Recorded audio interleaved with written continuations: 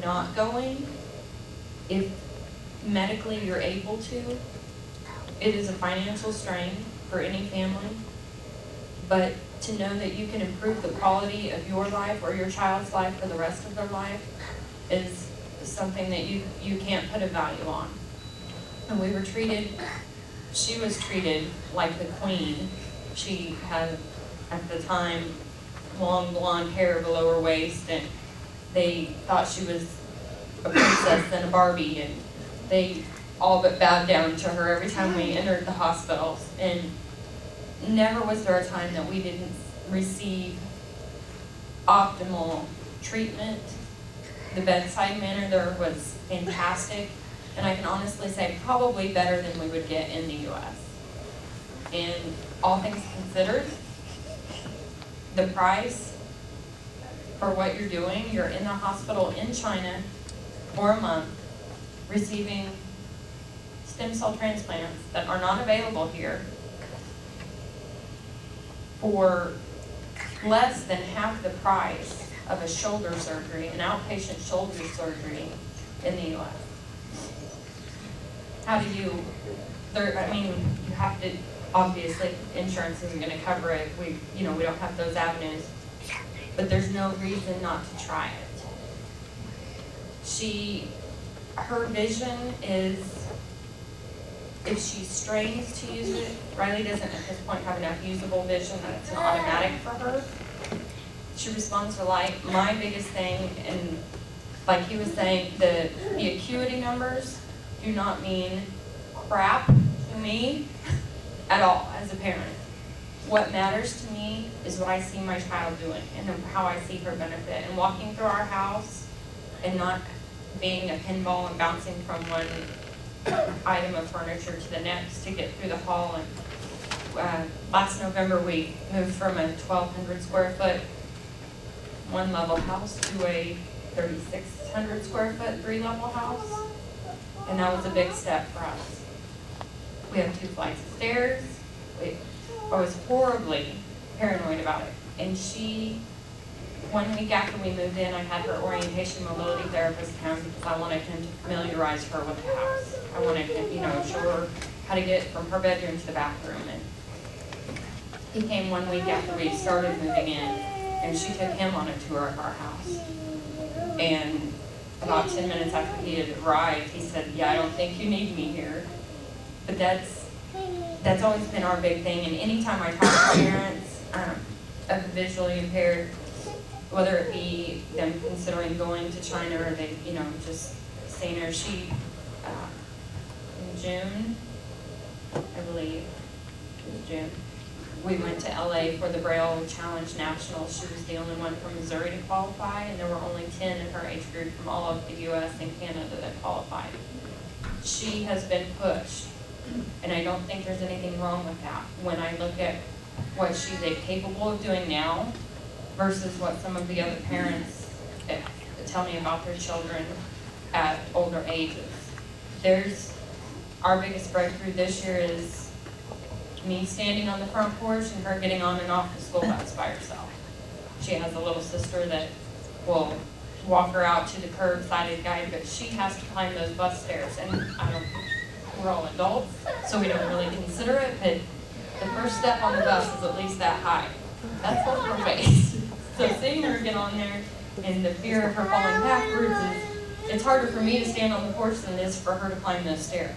But those are things that we have to learn to let go, and we have to do what's best for our child. It's my job to raise my children to be responsible, independent adults, and that's what I strive to do. We've overcome a lot of things from not eating solid foods.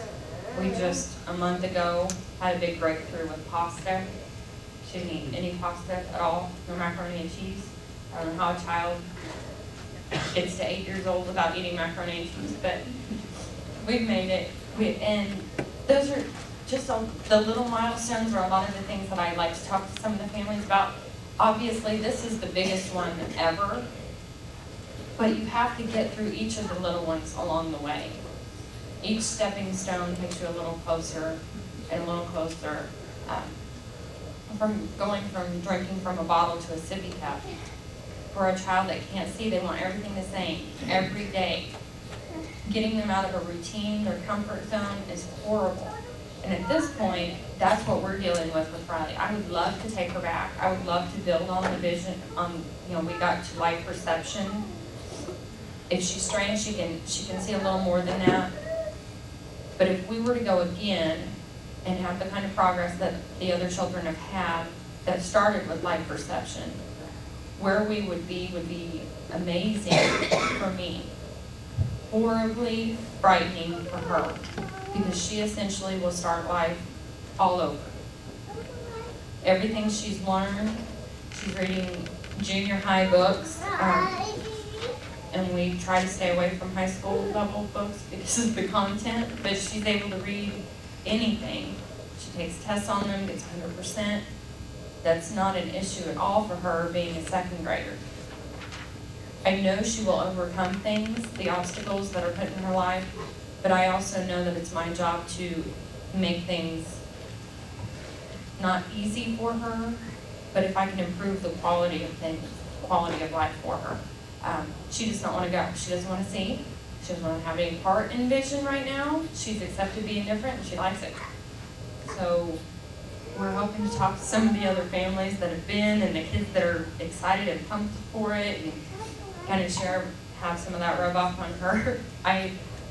If she were a normal 8-year-old, I wouldn't take much consideration, into what she has to say about it and do what I feel was right, but her maturity and her intellectual level is far beyond 8.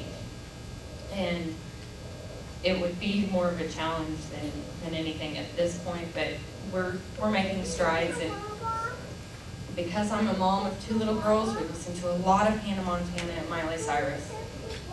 And on the way up here, we were listening to, I believe it's one of the newest ones, the Party in the USA, is that what it's called, Brayden? You do. And one of the things in the song, and I'd never caught it before today because it does kind of have a good beat, and it's one of the best songs she's done, and I've heard them all a lot.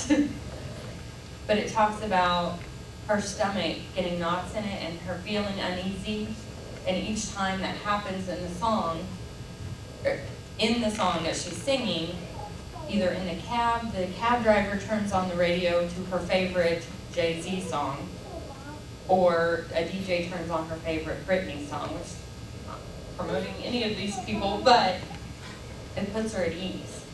And anytime we do anything out of our comfort zone, which is what we're trying to do with her, again, at this point, is uneasy.